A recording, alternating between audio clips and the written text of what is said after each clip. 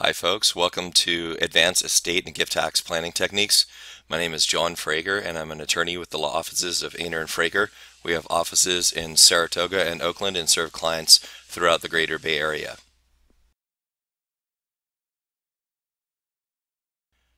So let's talk a little bit about the need for advanced estate tax planning. One of the most interesting developments in the estate planning field in the last 10 years has been the partial extension of the Bush tax cuts from 2010 through 2012. So you can see from this chart the federal estate tax credit as of January 1, 2010 through December 31st, 2012. Per individual, it's $5 million and $10 million per couple that can be transferred on death to the children.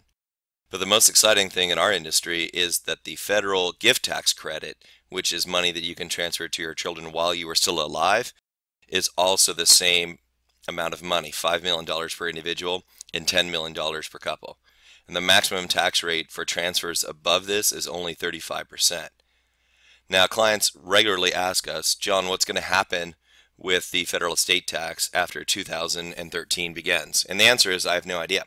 And the reason I have no idea is because it depends on Congress, and Congress has no idea what they're going to do. We still have a presidential election. We still have another voting on Congress, and the president and Congress have to come together and figure out what they're going to do before the end of the year. But what we tell clients and how we plan is that the default, if Congress takes no action, is that it goes back to the pre-2010 numbers. Actually, it goes all the way back to the beginning of the Bush tax cuts. So you can see January 1, 2013 is projected the state and gift tax credits are both slated to drop all the way down to $1 million per individual and $2 million per couple, with a maximum tax rate of 50% above and beyond that. So that means between now and the end of 2012, your family can gift away an additional $8 million that may or may not be available as of January 1 of this year. So now that we've talked about the need for estate tax planning and gift tax planning, let's actually talk about some of the main planning categories and techniques that you can avail yourself of. The first are techniques that we call leverage, the second are compression techniques, and the third are charitable. So the first main category are what we call leverage techniques.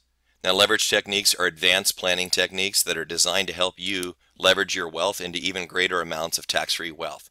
The emphasis here is on the word tax-free wealth. It's not enough to simply leverage your money into even more money if it remains in the taxable column. So we're doing two things. One is we're converting small amounts of money into larger amounts of money. And two, we're moving that money from taxable to tax-free money. That's the critical element of leverage tax planning. One of the most common leverage techniques is the life insurance trust. So life insurance is an outstanding product for wealth transfer. You pay your premiums from post-tax dollars and your beneficiaries receive 10 times or even greater in death benefit. And if it's properly structured, the benefit that your children receive will be income tax-free, estate tax-free, and immediately liquid. Immediately liquid is really important for estates that hold real estate or other non-easily dividable assets. It gives you a pool of money where your children or other beneficiaries can trade cash for non-liquid assets. It's also very important, if you do wind up paying federal estate or gift tax, that you have something, a pool of money that's immediately liquid, because the federal estate tax is due 9 months from date of death. And this way you don't have to have a fire sale on your other assets. The most important thing I tell our clients is having life insurance is not enough for it to be tax-free. You must use a life insurance trust. This is critical. Without a life insurance trust, you have not removed the death benefit from your estate for federal estate tax purposes. I've had that happen where a lot of clients had gone to an insurance salesperson and they wound up with a $5 or $10 million death benefit policy.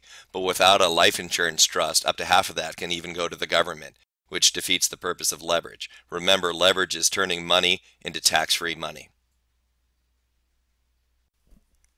Compression techniques, by contrast, are advanced techniques that are designed to compress the value of the estate or the gift that is being transferred to your kids or other heirs.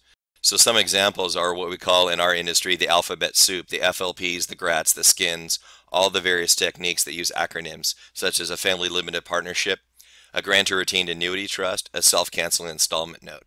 All of these techniques are designed to reduce the value of the gift that you are giving to your children so that you are less likely to run into the lifetime cap on gifting before the federal estate or gift tax kick in. For instance, a family living in a partnership, you take certain assets and place into it and put meaningful restrictions on it. In exchange for those meaningful restrictions, you're actually able to take a discount, sometimes as little as 20%, sometimes as much as a third, off the value of the transfer. So if you had a $9 million gift and you were able to reduce that by 1/3, the value of the gift would actually only be $6 million, which allows you to move a lot more money to your children without having to worry about estate or gift tax. Charitable techniques are just that. They involve some form of charitable trust or charitable giving structure that allows you to reduce or sometimes even eliminate tax based on the benefit to charity. Today we're going to talk about two specific types. We call them qualified split interest trusts.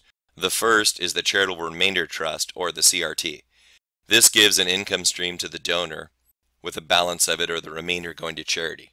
The charitable lead trust, by contrast, does the inverse. It gives an income stream to charity with the remainder to beneficiaries. These are both extremely powerful techniques. In many cases, they can offer even greater tax reduction than other techniques. So to help us understand the way that a charitable remainder trust can help your family reduce taxes, let's look at a case study.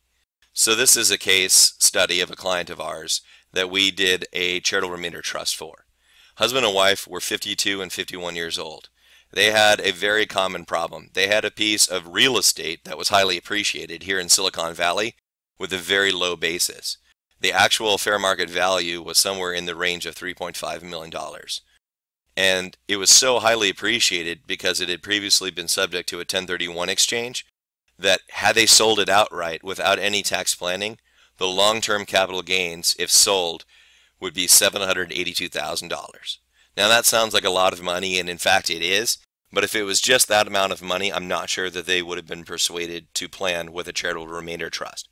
But what I demonstrated to them using this example is that the real loss to their family is not just the taxes paid, not just the $750,000 in taxes that you pay in year one, but how much that money, if it's still in your wallet or working for you, could be invested at over their life expectancy. So their life expectancy roughly was around 30 years. So if you look at even a modest 5% growth rate over 30 years, the real loss to their family would be $3.3 million. That's a lot more than the $782,000. And when I showed that to them, they asked me, how can we help avoid losing all this money from our family? So the answer I gave them is that a charitable remainder trust would greatly benefit their family. So let's look at a flow chart of how this might work for this family. So you can see in the upper left-hand corner, husband and wife contribute their $3.5 million of appreciated real property to a charitable remainder trust. They take back a 5% unit trust amount, which is a percentage of the trust valued annually, and in the first year that would be $175,000. And that goes to them for the joint life of husband and wife. On the death of the second of them to die, what's in the charitable remainder trust passes to their family charity. Now the family charity can either be a donor advised fund, a publicly supported charity like a 501c3, and in some cases a private family foundation can be the recipient, although that does change a little bit of what you can deduct. So let's recap the benefits of the charitable remainder trust for this client. In the beginning, they have a tax-deferred sale of a $3.5 million appreciated asset. Immediately, they're entitled to take a 5% income stream, which in this case is $175,000, at least annually for the rest of their lives. The value of this over their 30-year life expectancy is $5.2 million. Now, this is a very important point. When I first illustrated the charitable remainder trust concept for this client, and I said you could put your $3.5 million asset into a CRT, their original response was, hey, that's more money than we actually planned on giving to charity when we die. And I asked them and said, look, do you understand that if one of you lives to your life expectancy, just one of you, you'll pull out almost double what you originally contributed, in this case $5.25 million. They were shocked by that and hadn't even considered that. And on top of that, the charitable remainder trust allows you to take an ordinary income tax deduction for the future remainder interest of that which goes to charity. This case It's $655,000 and change that they would be able to take as an ordinary income tax deduction, which is going to save them a lot of money in taxes. They can use a lot of that tax savings to purchase a life insurance policy, which can also be used to transfer wealth to their children, tax-free. We'll talk more about that a little bit later. Now, the estate tax credit here is obvious. Whatever passes to charity is completely exempt from the federal estate tax, in this case $3.5 million. Now, as powerful as the charitable remainder trust is for our clients, especially those with appreciated assets, what about those families with higher net worth that actually have assets that may or may not be highly appreciated, but actually produce some income? Can we take advantage of those income producing assets and take some major charitable deductions? The answer is yes, through this structure of what's called a charitable lead trust. So here I've illustrated for you a $10 million charitable lead trust that goes for 20 years. So in the upper left hand corner you see the $10 million is placed into the lead trust. It pays out an annuity, in this case, for 5% for 20 years. We'll talk about how we pick the length and the payout rates in a little bit. But in this example, for 20 years, this charitable lead trust is making an annual gift of $500,000 each and every single year. The most compelling part about this is that you are actually allowed to take all of the deductions for gifts to charity in the first year, even though the money never leaves your trust until that actual year shows up. So 20 consecutive gifts, you're allowed to front load all the deductions into the first year. Now, the recipient of the lead amount is your family charity. This can again be a family foundation, a donor advised fund, or a 501c3. Which one you choose is up to you and your tax advisor, because there are some trade-offs that you need to consider. At the end of the 20 years, whatever is in the charitable lead trust in the upper left-hand column passes directly to your children or non-charitable beneficiaries.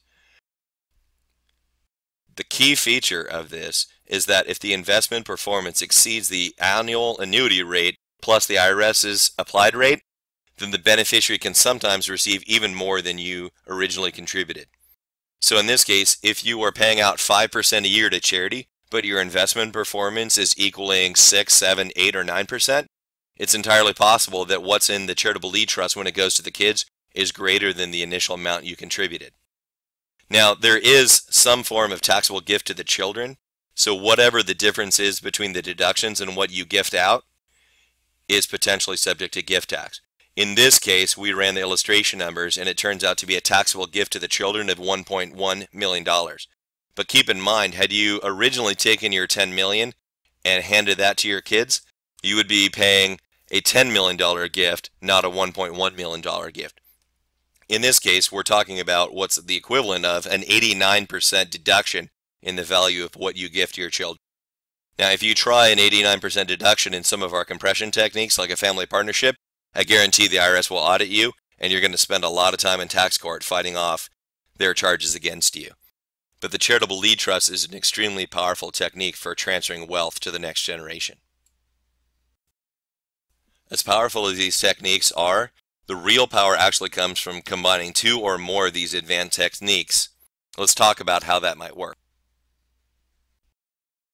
So let's look at what would happen if you combined a leverage technique with a charitable technique. In our example, we're going to look at what happens when you combine a charitable remainder trust with an irrevocable life insurance trust, which sometimes is referred to as a wealth replacement trust.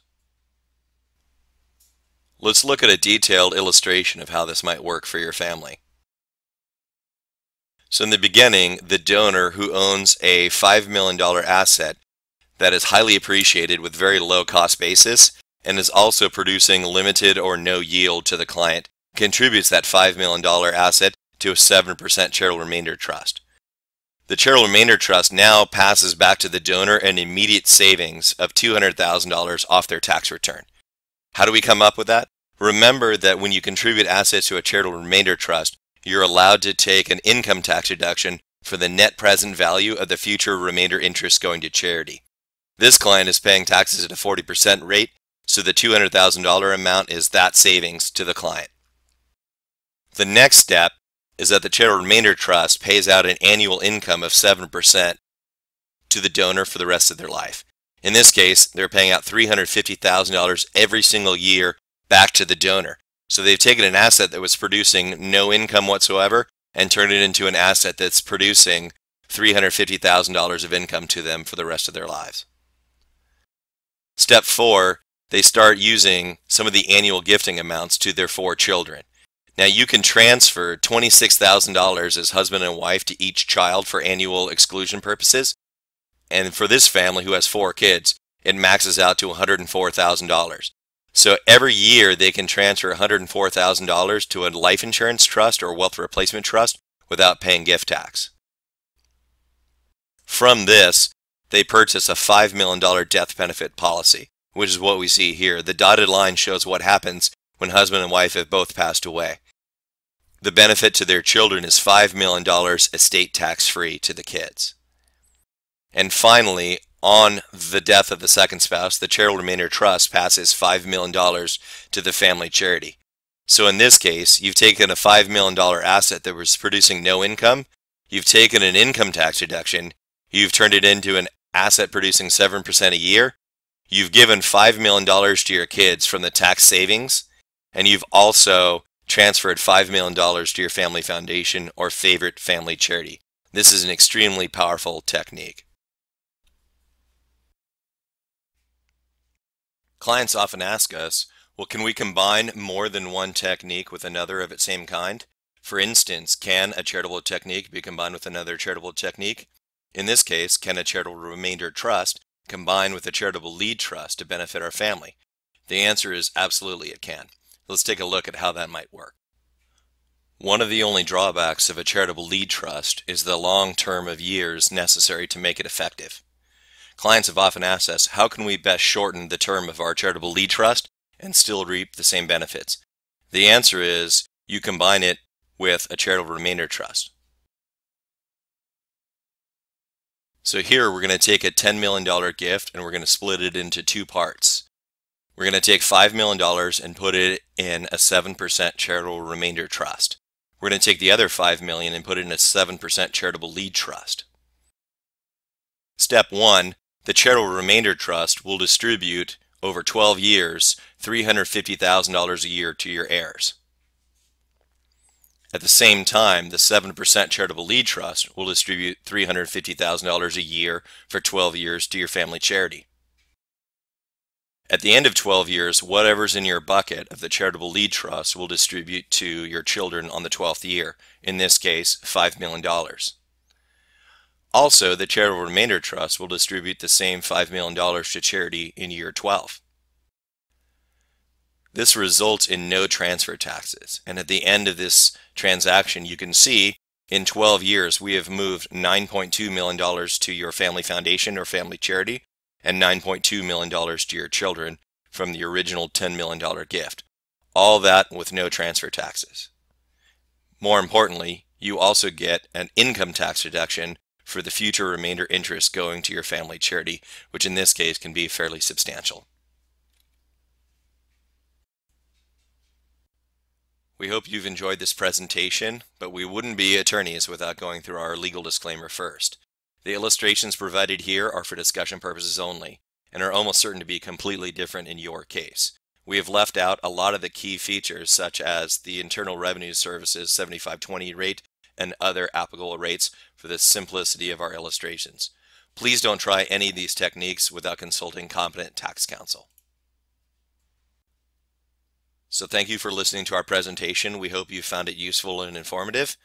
Please feel free to contact us at 800-775-7612, or you can find us on the web at ainerfrager.com. Thanks and have a great day.